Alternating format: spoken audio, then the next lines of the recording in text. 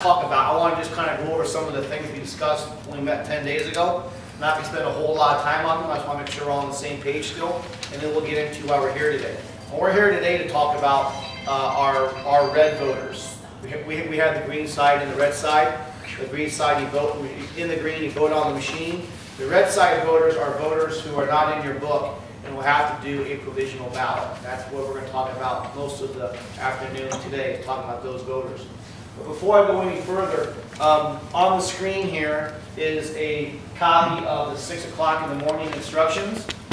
I'm not going to spend a lot of time on this, but just real quickly, if you would, is there anything on there that you need some further explanation on? This is what you will use at 6 a.m. to get your voting machine turned on. This is the only sheet you will need. I'm in a meeting, I can't. And if you follow it exactly how it's drawn up, we should get to where we need to be by 7 a.m. Okay? See you later. Any questions at all with this green sheet? All we're really doing is pressing done on the voting machine and pressing continue on the ADA handicap machine, and we're off and running.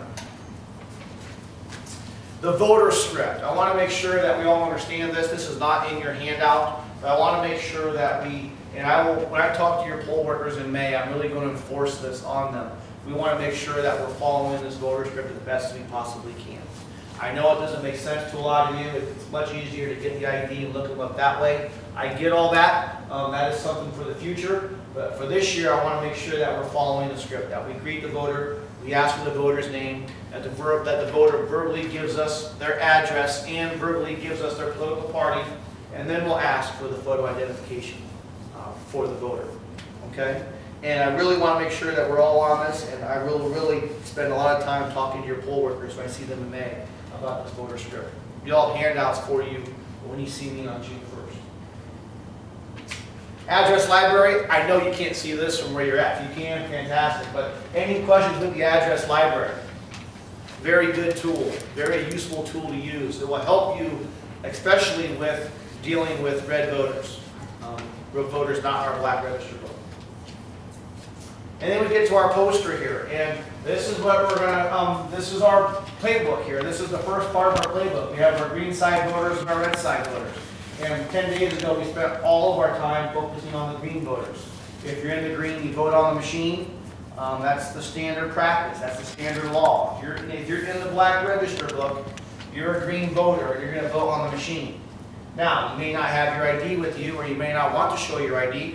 That's okay if you don't have it or you don't want to show it. We're not going to go back and forth. We're just going to have them sign that oath of identification form, and they can vote on the machine. Green side voters, are we okay? Okay. We may use that oath of identification form several times. We may use it quite a bit, but that's okay. The voters get an option in the green, and they can vote on the machine if they don't have their ID or refuse to show us their ID. What I want to talk about most of the afternoon is our provisional ballot playbook. I've been talking to you guys about this. We finally have it put together. Your provisional ballot playbook will be in a red binder like this in your brown supply bag on June 1st. Inside of here will be your 6 plays for your provisional ballot scenarios. There's only 6 reasons why somebody would have to fill out a provisional ballot envelope. 2 of those deal with green side voters, and the other 4 deal with red side voters. We talked about the green side scenarios last week. We'll touch on them again today before we get into our red voters. So I quickly want to go over these 7 rules to our playbook. And number 1 says a provisional ballot receipt is exchanged every time a voter seals a ballot in a provisional ballot envelope. So the first rule to this is that every time we use a provisional ballot envelope, we will give them a receipt. Okay? We will give them a receipt. That's important. And you don't need to think about how to fill it out. You don't need to learn how to fill it out. All you need to do is find the corresponding play and fill it out how it's drawn up. And it'll make much more sense here in a few minutes. Number 2, all voters who want to vote on election day at the polling place and have an outstanding absentee ballot will have to do a provisional ballot. That's our yellow voters. Remember our yellow voters, ones that have A's next to their name?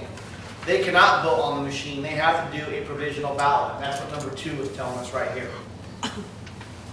Number 3, a voter who is not in the pre-registration book will always vote provisional ballot, including election day registration voters.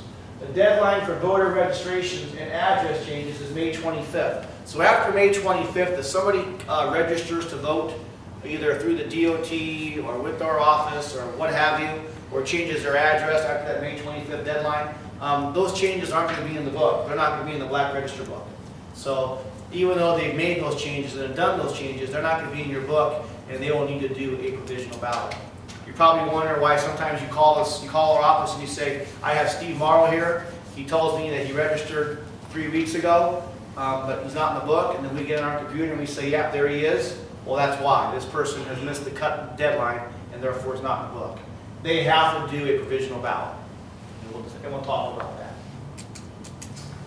A voter who is, number 4, a voter who is not in the pre-registration book and is without proper identification and or proof of residency will have to provide our office with the proper identification and or proof of residency by 12 o'clock noon on Thursday, June 7th in order for their provisional ballot to count. Nothing you need to write down, nothing you need to remember. It's all spelled out for you in your playbook. Okay, I'm just kind of telling you what some of the rules are for this. Does everybody know what an attester is? Everybody know what an attester is? Okay, you don't know what an attester is? An attester is somebody who can vouch for somebody's identity and residency. But there's some rules to that. An attester must be a pre-registered voter and can only attest for 2 people who are not pre-registered in the book. What that means is that if Ken's going to be my attester, Ken has to be a pre-registered voter in that black book. And we'll talk about that in a moment. And there will be some attesters, not a red flag, but there are some rules to it, and it's pretty cut and dry. By using an attester, if I have somebody attest for my identity and or residency, a voter who is not in the pre-registration book will require no further documentation. What that simply means is the attester is my identity and is my residency. So the voter will not need to bring anything down to our office to prove who they are or where they live. Doesn't mean anything to you on election day, just trying to explain to you how the process works.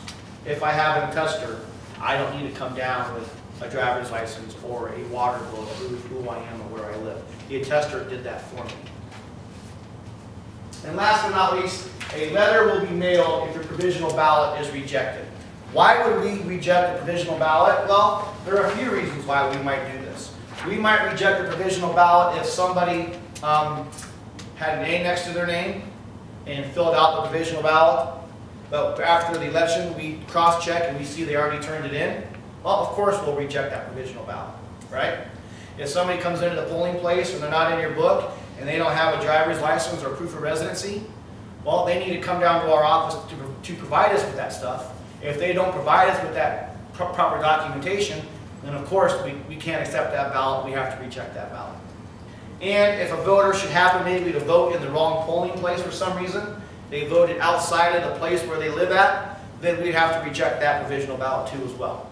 Any provisional ballot that we reject, we send a letter to the voter explaining to them why it was rejected. And as I mentioned last time, that provisional ballots are rarely rejected. Usually the voter comes down with the proper documentation proving who they are or where they live. Or if anybody comes in that has an A next to their name, 9.5 times out of 10 they haven't turned in that absentee ballot, and the provisional ballot will go ahead and be accepted.